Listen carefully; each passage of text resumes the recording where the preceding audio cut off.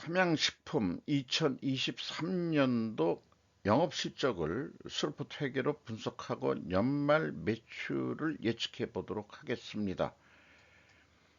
매출은 31.8% 증가, 매우 많이 증가했네요. 영업이 83.5% 증가했습니다. 가공비 배부 재고자산 회전율은 21.6회전이 나옵니다. PBR은 4.19로 매우 높게 형성됐습니다. 구독, 좋아요 부탁드립니다. 삼양식품의 불닭볶음면 뉴스가 나왔습니다. 까르보 불닭 산다고 행운을 빈다. 뉴욕타임즈도 놀란 K라면 인기. 김가연 기자가 조선일보에서 보도를 했는데 이 여자가 아주 유명한 그 가수 모양이에요. 카디비가 불닭볶음면 먹방 영상을 공개했다. 불닭. 근데 그 불닭은 이제 색깔을 분홍색으로 하고 있는 게 참 독특해요. 이게 수출용에는 이제 영어로 이렇게 쓰고 우리나라에서는 그냥 불닭볶음면으로 해서 그 입에서 불이 나는 그런 거를 구경을 해보고 있는데 해외에서 K푸드에 대한 인기가 날로 높아지고 있는 가운데 미국에서는 삼양식품의 까르보 불닭볶음면 풍기 현상까지 빚어지고 있다. 뭔가 분홍색의 마술도 시너지 효과를 낸 것 같기도라고 했는데 이거 그 젊은 여자애가 생일날인가? 이걸 바꿔서 여기 뭐 이제 그 젓가락도 있네요. 통도 있고 이런 뭐 세트로 해서 어떻게 파는 모양입니다. 기쁨의 눈물을 흘리고 있다. 참 이렇게 생일 선물로 줘도 감격할 정도. 최근 소셜 미디어에서 크게 화제가 된 영상 두 개를 소개했다는 거예요. 한 어린 소녀가 생일 선물로 까르보 불닭을 받은 모습이 담긴 영상과 유명 여성 래퍼 카디비가 까르보 불닭을 먹는 영상이다. 이 소녀는 감동의 눈물을 흘리며 쇼핑백 안에서 까르보 불닭을 꺼내든다. 해당 영상은 5,900만 회를 넘어섰고 760만 개 이상의 댓글 이상의 뭐냐 그 인용인가 댓글도 뭐 많이 달렸다 그런 얘기예요. 자관 삼양라면이 그 불닭볶음면이 히트 안 했으면은 계속 사실 쭈그러들고 있었거든요.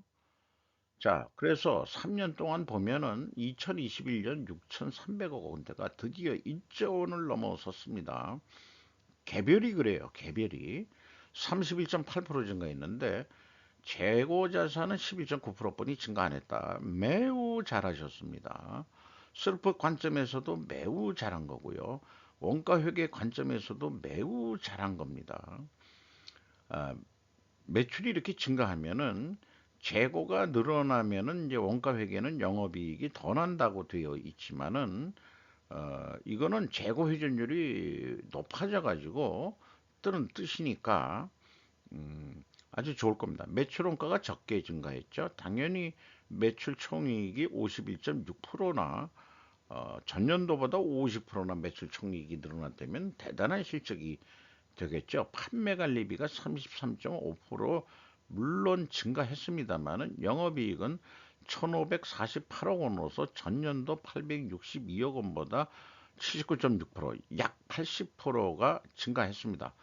영업이익률도 10.3%에서 14.1%로 크게 상승을 했습니다.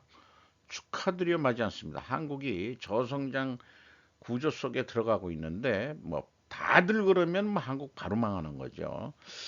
자, 이 불닭볶음면의 히트 때문에 삼양식품이 아주 성과가 좋다는 것에 대해서 축하해 마지 않습니다. 그래서 그래도 스루포트 회계로 분석하면은 매출에 비례하는 매출 재료비는 26.5%가 증가했어요. 매출 증가보다 적게 증가를 했으니까 5.3% 낮게 증가했으니까 원재료 및 상품 매입 가격 하락했다라고 1차 추론을 해볼 수 있겠습니다. 수료분율은 2.3% 상승했고요. 운영 경비는 25.1%가 증가했습니다.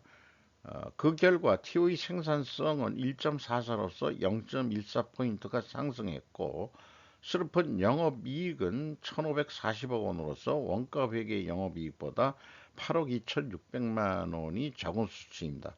규모에 비해서는 그 차이가 별로 안 나는 경우 재고의 증가액이 그렇게 크지도 않았고 회전율이 높을 때 이렇게 적게 나는 차이를 나타나게 됩니다.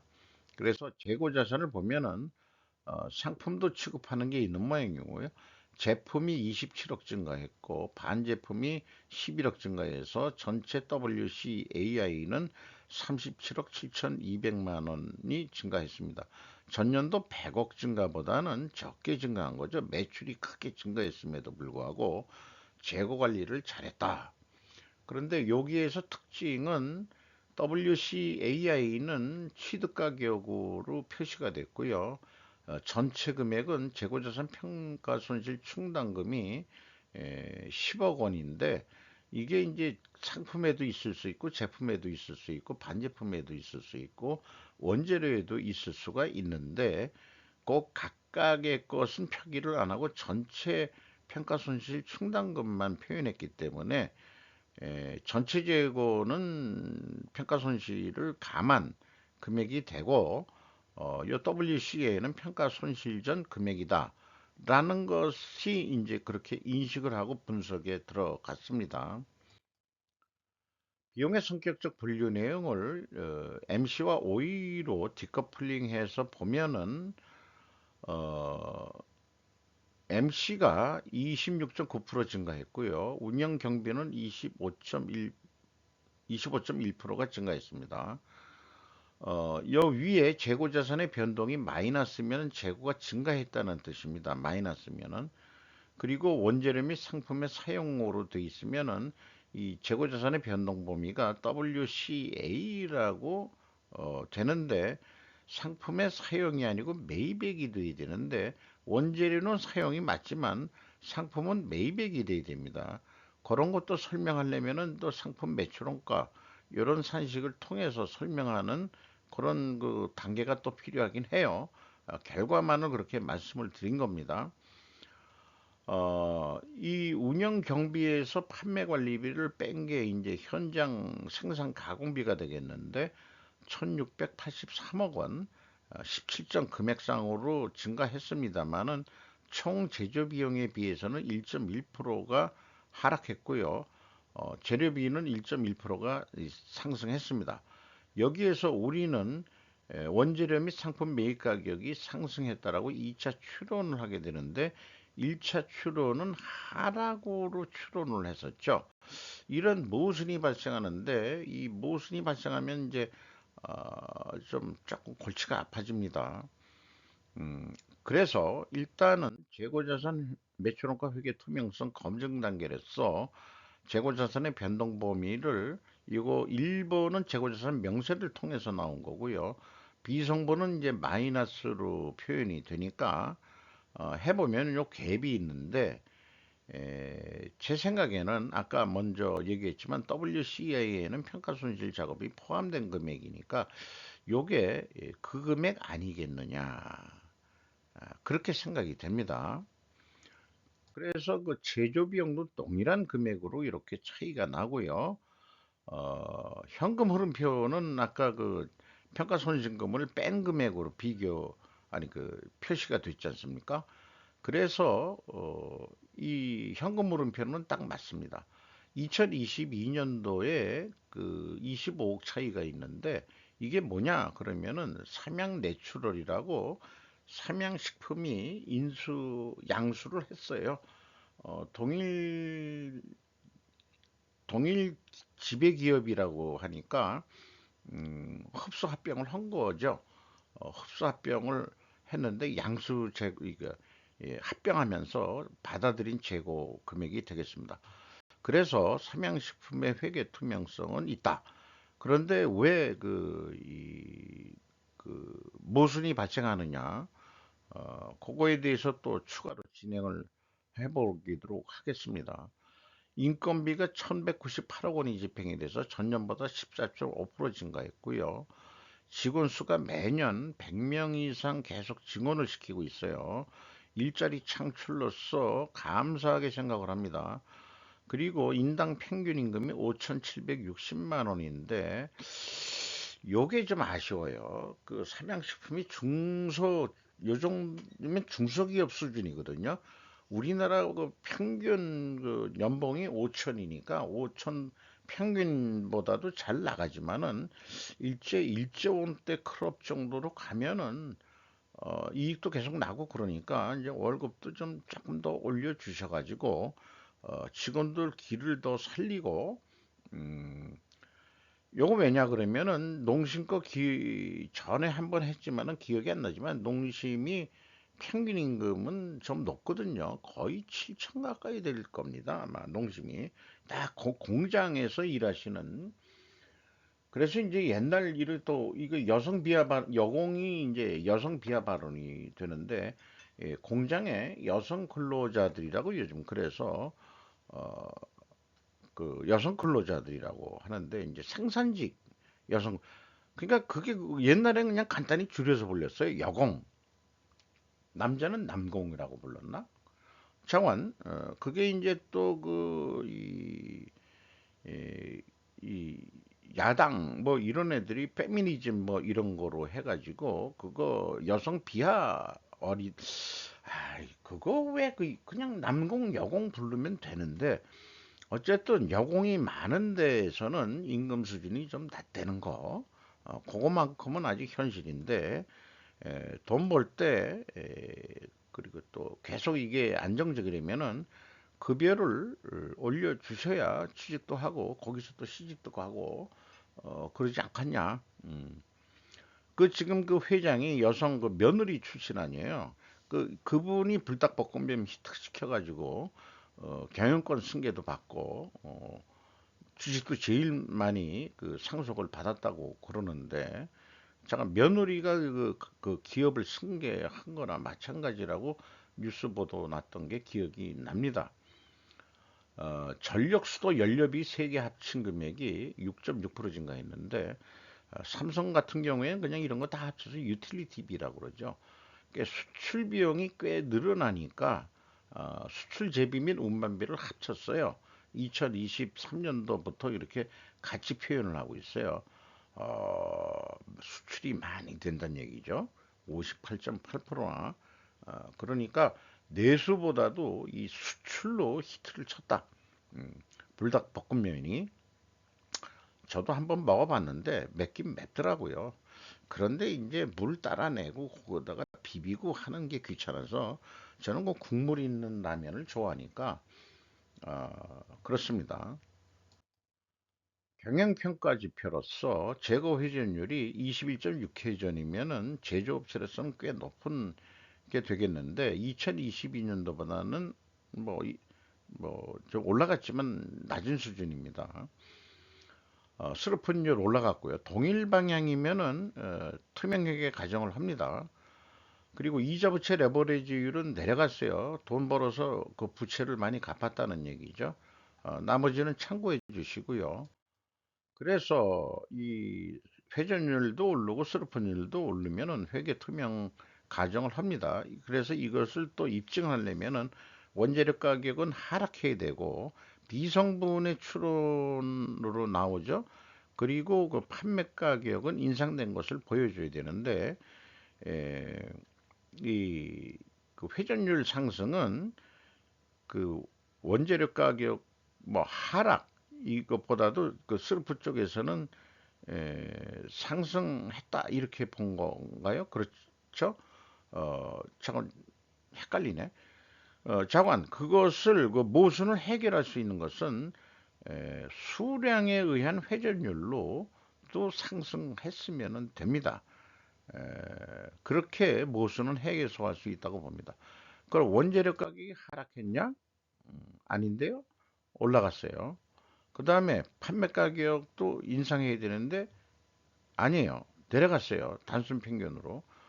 라면 값만 4% 내렸어요. 근데 불닭볶음면 잠깐 3년 동안 아니 1년 동안 변한 게 없습니다. 그러니까 2022년도에 많이 올렸네요. 그게 얼마나 영향을 받은 건지 모르겠습니다만 원재료 가격 오른 것보다는 적게 올렸다. 아, 이렇게 돼 있는데 요것이 이제 안 맞아 떨어지는 게 그래서 이 회사가 공시한 데이터로는 어, 검증할 수 없는 영역이 되어 버렸습니다. 요게 좀 아쉽네요. 그리고 거기 상품도 있고 그리고 이제 이 가중 평균을 할 수 있으면 좋을 텐데 그것도 좀 어렵고요. 그래서 실적에 의해서 저기 연말 매출액은 실적만큼 돈을 더 번다 하면은 1조 한 5천억, 한 5천억 정도, 이 2023년 정도보다 크게 좀 야심찬 목표를 잡을 수 있지 않겠냐. 지금 현재로서 그 매출원가는 요 밑에 있는 총 제조 비용까지 계산하고 그다음에 재고의 증감을 예측해 보는데 재고가 12% 늘렸었는데 더 줄이자. 회전율을 더 올리자. 이랬을 때 한 1억 5천, 1조 5천원 정도 할 수 있겠다.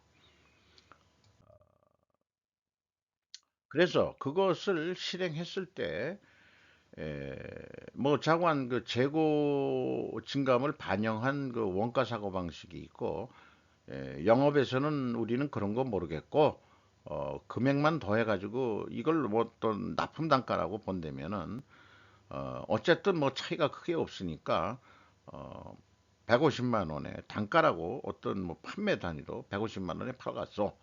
그래도 27만 5천 원 뭐 거의 목표 정도 되니까 그래도 우리가 좀 더 이익을 내야 되지 않겠냐? 그러면은 2.4% 정도 하면은 계획만큼 2.4%더 매출을 더 하든지 아니면은 그, 그, 저기 뭐죠? 단가를 올리든지. 근데 단가는 안 올릴 것 같은데. 자, 그러면 수량 매출 늘어나는 거예요. 그렇게 되면은 요걸 조금 더 알고리즘을 손을 봤습니다. 매출이 2.4% 올라가면은 어, 이 생산 재료비가 얼마나 더 증가하겠냐? 1.6%. 그리고 그 가공비는 판매 관리비는 0.4% 이렇게 오를 것이다. 라고 그 예측이 됩니다. 영업이익은 7%가 증가하고 그러면은 요것은 어떻게 계산했냐? 지금 기억이 잘 안 나지만은 요게 이제 제조 비율이 있다 이 말이죠. 이것도 감안을 한 거예요. 그런 거에서 이렇게 차이가 난다. 이렇게 보는 겁니다. 그리고 여기에 여기 그 변동 요인 이거는 이제 결과를 제가 계산한 건데 2.4% 증가하면은 증가시키면은 생산 재료비의 이 1.9% 영향을 받고 가공비가 0.5% 영향을 받는다. 앞서서 그러니까 요게 이제 78%대 22%그 비율만큼 변동 요인이 있다고 보는 거예요. 그리고 재고는 10% 감소시킨다. 그 원가액에 예측한다는 게 이게 의사결정한다는 게 이게 그런데 이렇게 해가지고 2,946억 원 아니 그러니까 단단히로 얘기해서 29만 4,644원 이익이 나는데 재고를 거꾸로 10% 증가할 경우 재고만 그런데 재고가 증가하려면 생산을 더 했든지 아니면 생산을 했는데 판매를 못해서 재고가 늘었든지 변수가 두 가지가 있는데 이 두 가지 변수를 여기에다가 반영할 방법이 여의치가 않죠. 음, 어쨌든 그냥 요거는 그 계획했던 그 금액 그대로 본다고 보고 재고만 10% 늘어난다고 가정을 하는 거예요. 이런 경우에는 더 매출을 더 안 하더라도 가만 앉아서 이 28만 2천 원 이익을 낼 수 있다. 27만 5천 원이 아니고 28만 2천 원 이익을 낼 수 있다. 이렇게 얘기를 할 수 있는 겁니다. 그래서 요것은 변수를 감안해 가지고 매출을 못 일으켜서 재고가 늘어난 거냐, 아니면은 생산을 더해서 늘어난 거냐, 그 경우 수를 또 하나 알고리즘을 만들어야 되겠죠. 그러면은 이게 매출을 더했을 경우를 본다면은 요거를 갖다가 적용해도 안 될 건 없을 거예요. 그러나 그게 그 생산과 판매량의 그 함수에 의해서 어떤 그 선형적으로 움직이는 게 아니고 이 선형이 아닌 게 비선형적으로의 어떤 변수들이 생기기 때문에 저 같은 그 더하기 빼기 곱하기 나누기 가감승제 정도 수준으로 예측할 수밖에 없는 수준은 이런 그 빨간 표는 좀 솔직히 어렵습니다. 그런 거 솔직히 그 고백을 하면서 아마 그 저 말고 그 예측하는 사람들도 요렇게까지 또 접근해 본 사람도 별로 없을 거예요. 자, 그래서 이거를 이제 고정 비용으로 쓰려고 그럽니다. 여기 이제 A2 재고 증가과 관련된 생산 재료비의 가공비는 합리적으로 예측할 방법을 찾기 매우 난해하다. 이렇게 이제 말씀을 드리는 한계를 얘기하고서 제가 예측 내용을 얘기를 하는 겁니다. 원가 회계가 참 이렇게 어렵다. 조금 더 제가 좀 더 좀 정확해 보자고 끙끙거려서 한번 해본 거예요. 시간이 여기서 걸렸지만은. 자, 이렇게 어려운 세상을 떠나서 우리가 사업이라는 게 좀 간단하고 좋아야 되지 않겠냐. 그러면은 손익분기점 산식을 이용해 가지고 운영비용 그대로 가고 영업이익은 더 낸다. 이랬을 때 1조 5,922억 원 하게 돼 있어요. 이 수준에 맞는 생산 재료비를 얼마를 증가시키냐? 요거는 입력 요소로 시뮬레이션 하게 돼 있습니다. 그러면은 요거 유사하게 나왔을 때가 재료비가 45%, 그리고 이제 그 스르픈율은 그대로 간다고 했을 때 이렇게 1조 5,921억 원을 해야 된다는 목표가 나오게 됩니다. 그랬는데 이게 그러면은 아까 그 원가 회계는 그 150만 원이었는데 155만 원, 5만 원 더 받아야 된다. 이런 얘기가 나와요.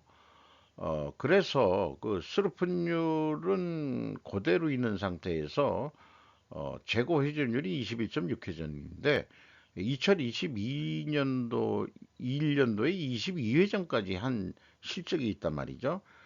자, 24회전 보름치 재고만 가져가라. 이거를 성공하는 거로 매출을 더 하든지 재고를 줄여든지 이게 복합 변수겠지만은 그렇게 되면은 매출 증가 효과가 1조 7천억 원 하게 돼서 3천억 원대를 넘어선다.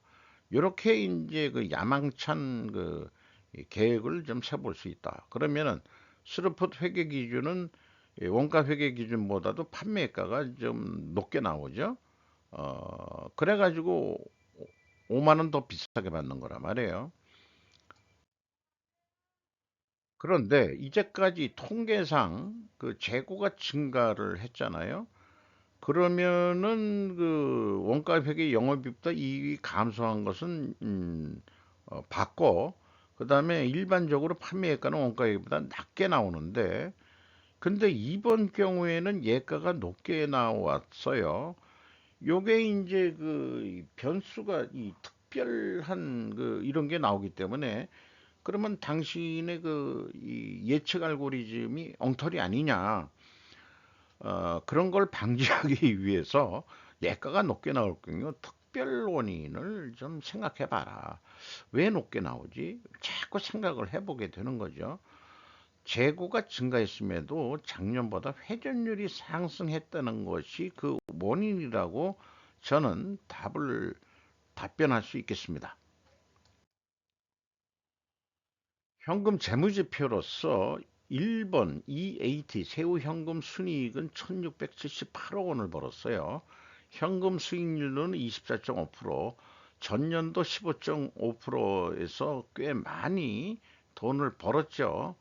그리고 EMS 그 사업 활동을 통해서 유입된 전체 돈은 2634억 원이고 최종 번 돈은 2천억 원을 벌었습니다. 비유동 자산에 투자한 금액은 203억 원뿐이 안 되기 때문에 2천억이 나온 것은 현금 유입이 된 게 아니고 실제 이만큼 벌었다라고 인식을 하면 되겠습니다. 잉여 현금 흐름을 자유 현금 흐름으로 제가 이름을 고쳐 부르고 있고요. 채권자한테 1073억 원을 갚았어요. 그러니까 돈을 벌어서 갚은 거죠. 레버리지율이 24.1% 떨어졌어요. 돈을 장한 사업을 해야 돈을 벌어야 그 부채도 갚고 그렇습니다. 그 급여 생활자 경력분이 없는 저로서는 지금은 뭐 개인 사업자라고 돼 있지만은 에, 벌이가 현천해가지고 지금은 뭐 은퇴해가지고 주주 잉여 현금 흐름, 자유 현금 흐름은 119억 원 집행이 됐어요. 1.7%이 배당률로 본다면은 그렇습니다.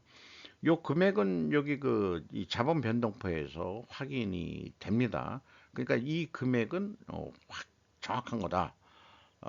그래서 회사의 자유현금 흐름으로 집행한 전체 금액이 1192억 원을 번 돈에서 자유스럽게 집행을 채권자한테도 돈 갚고 그 다음에 주주한테도 이익 배당했다. 그래서 풀이를 저는 자유로 좀 고쳐 부르겠습니다. 주가는 29만 3천 원으로서 2023년 초보다 무려 17만 7,500원이 뛰었습니다.